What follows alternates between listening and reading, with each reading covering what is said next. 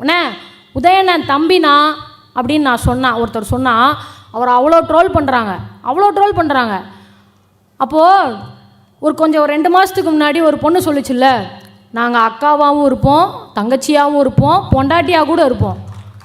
அப்போ அதெல்லாம் நீ ஏன் ட்ரோல் பண்ணல? அதெல்லாம் ஏன் கண்ணுக்கு தெரில? விஜயோட ஃபோட்டோ வச்சுட்டு பூஜை பண்ணிகிட்டு இருக்காங்களே, விஜயோட ஃபோட்டோ வச்சுட்டு தங்க தேர் இழுத்துட்டு வந்துட்டு இருக்காங்களே, இதெல்லாம் ட்ரோல் பண்ண வேண்டிய விஷயம். உதயண்ணன் தம்பினான்னு சொல்கிறதெல்லாம் ட்ரோல் பண்ண வேண்டிய விஷயமே கிடையாது. நான் தான் ஆல்ரெடி சொல்லிட்டேன்ல, உண்மையாகவே அது ட்ரோல் பண்ண வேண்டிய விஷயமா இருந்தால் உதயண்ணன் சொன்ன மாதிரியே எனக்கு மோடியை பார்த்தும் பயம் இல்லை, ஈடியை பார்த்தும் பயம் இல்லை, சிம்பிள் 2 வார்த்தை அதை மட்டும் சொல்லுங்கள். உண்மையாகவே உங்களுக்கு தெம்பு திராணி எல்லாமே இருக்குன்னு ஒத்துக்குவோம். சரியா? இன்றைக்கி உதயண்ணன் பேசாத வரைக்கும், சனாதனம்னா என்னன்னு பேசாத வரைக்கும் இங்கே பாதி பேருக்கு சனாதனம்னா என்னன்னு தெரியாது.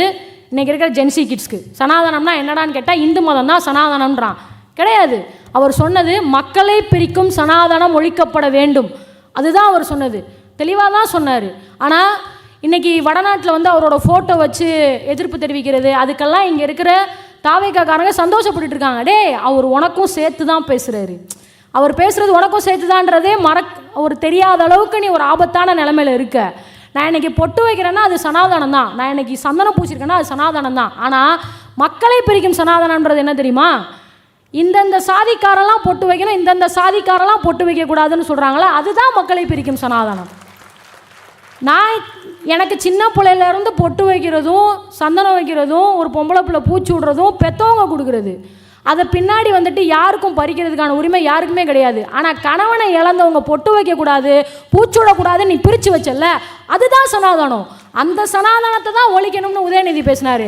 ஆனால் அதுக்காக இங்கே நிறைய பேர் கூச்சல் போட்டுட்டு இருக்காங்கல்ல, அதை பார்க்கும்போது அதுலேயும் யாருக்காக பேசுகிறாங்களோ அவங்களே கூச்சல் போடுறதை பார்க்கும்போது ரொம்ப வேடிக்கையாக தான் இருக்குது.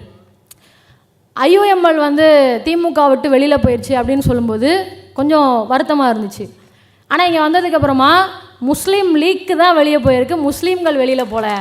நிறைய பர்தாக்களை பார்க்க முடியுது, ரொம்ப சந்தோஷமாக இருக்குது. நிறைய நன்றிக்கடன் உள்ள ஆட்கள், ரொம்ப ஆத்மார்த்தமான விசுவாசமுள்ள ஆட்கள், அந்த திட்டத்தினால நிறைய பயனடைஞ்ச ஆட்கள் இங்கே நிறைய பேர் இருக்கிறாங்க அப்படின்றது நல்லாவே புரிய வருது.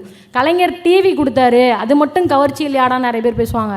எல்லாமே ஒரு பெரிய பெரிய திட்டம். அன்னைக்கு பெரிய ஆதிக்க சாதனையர்களோட வீட்லையும் பண்ணையார்களோட வீட்டில் மட்டும்தான் டிவி இருக்கும். ஒரு டிவியை போய் ஒரு ஏழை பிள்ளை பார்க்கணும் அப்படின்னா வாசல்லே உக்காந்துக்கிட்டே இருக்கும். அந்த வீட்டுக்குள்ளே அந்த ஆதிக்க சாதனையர் உள்ளே விடமாட்டான். அந்த வாசலில் உட்காந்து பார்க்குறதுக்கும் அந்த 50 பைசாவோ 1 ரூபாயோ அந்த புள்ள